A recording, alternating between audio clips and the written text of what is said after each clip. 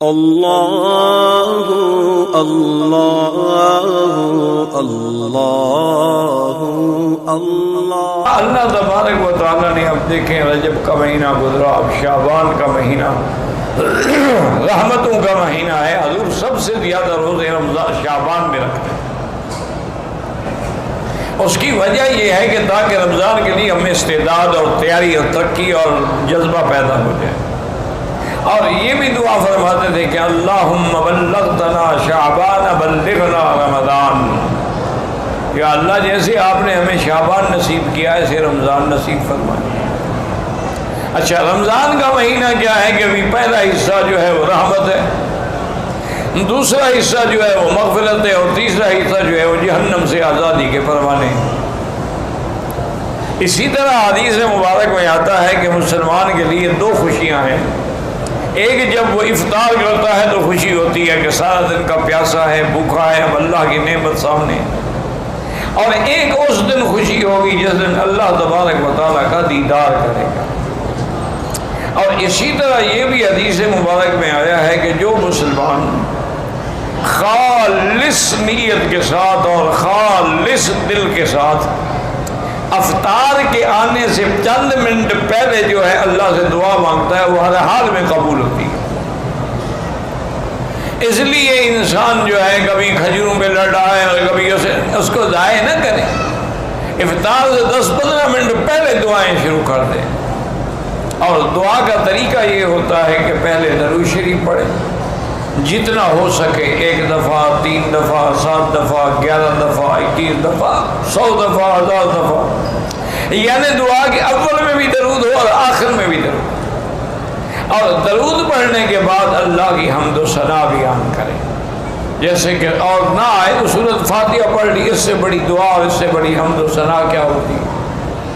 اور پھر اللہ کو اللہ کے ناموں کے ساتھ پکاریں گے، یا اللہ یا اللہ یا اللہ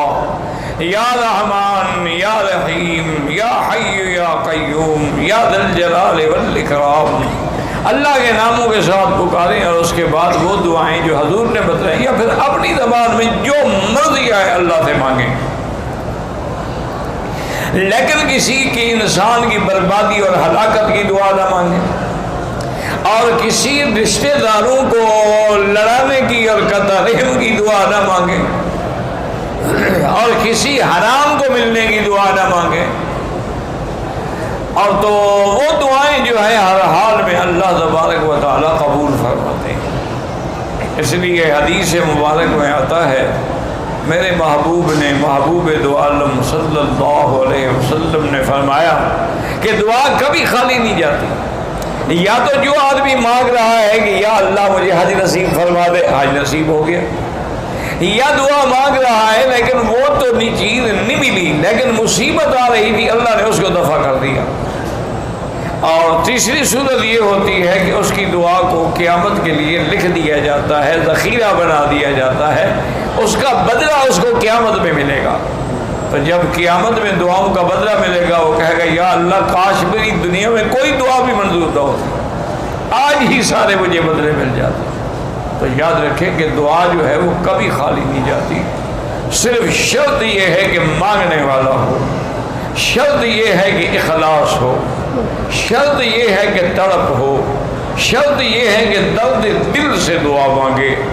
جو دعا دل سے نکلتی ہے نا یاد رکھیں وہ اثر رکھتی ہے۔ اور اسی طرح حضور نے منع فرمایا ہے کہ ان قلب لاہن،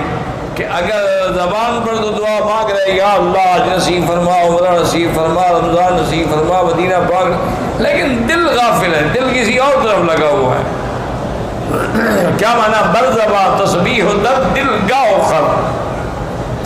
کہ زبان پر تو تسبیح ہے لا الہ الا اللہ، خیال یہ ہے کہ پتہ نہیں میرا گدھا جو ہے اس کو کسی نے پانی پلایا ہے نہیں پلایا۔ تو اب زبان کے اندر تو تسبیح ہے اور دل کے اندر کھوتا اور گدھا کھڑا ہوا ہے، تو دعا کہاں منظور ہوگی؟ دعا یہاں مانگ رہا ہے اور خیال ہے یار پتہ نہیں میرے بیوی بچوں کا کیا بنا، وہاں ملک میں کیا حال ہوگا، گھر میں کیا حال ہوگا، پتہ نہیں راشن بھی ہے کہ نہیں ہے،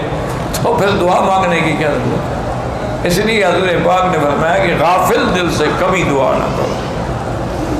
اور علماء نے اور اولیاء اللہ نے لکھا ہے کہ جب دعا مانگو اور دل لگ سمجھا جائے دعا میں کہ بالکل زبان پہ دعا ہے، آنکھوں میں آنسو ہیں، دل میں رقت ہے، بدن میں خوف ہے، بدن پہ لرزہ طاری ہو رہا ہے، سمجھو کہ رحمت کی گھڑی آ گئی ہے، اور مانگو اور مانگو اور مانگو، اور دعا مانگ رہے ہو دل نہیں لگ رہا، بس کر دو. ایسا نہ ہو کبھی نافرمانی کی وجہ سے کہ اچھا مانگتے مجھ سے اور دیکھتے ادھر ہو. اب دیکھیں نا مثال کے طور پر آپ کسی بادشاہ کے سامنے یا گورنر کے سامنے یا حاکم کے سامنے کھڑے ہو کے بات کریں، بات اس سے کریں اور دیکھیں اس طرف، تو وہ کہے گا یہ کون ہے بے وقوف، نکالو اس کو مجھ سے، بات مجھ سے کر رہا ہے اور دیکھ ادھر رہا ہے. تو آپ مانگیں تو اللہ سے اور نظر ادھر ہو اور دل ادھر ہو اور خیالات ادھر ہو، دعا کیسے منظور؟ وہ دعائیں اس لیے منظور نہیں ہوتی ہیں کہ ان کے اندر اخلاص نہیں ہوتا، ان کے اندر وہ اطمینان اور یقین نہیں ہوتا.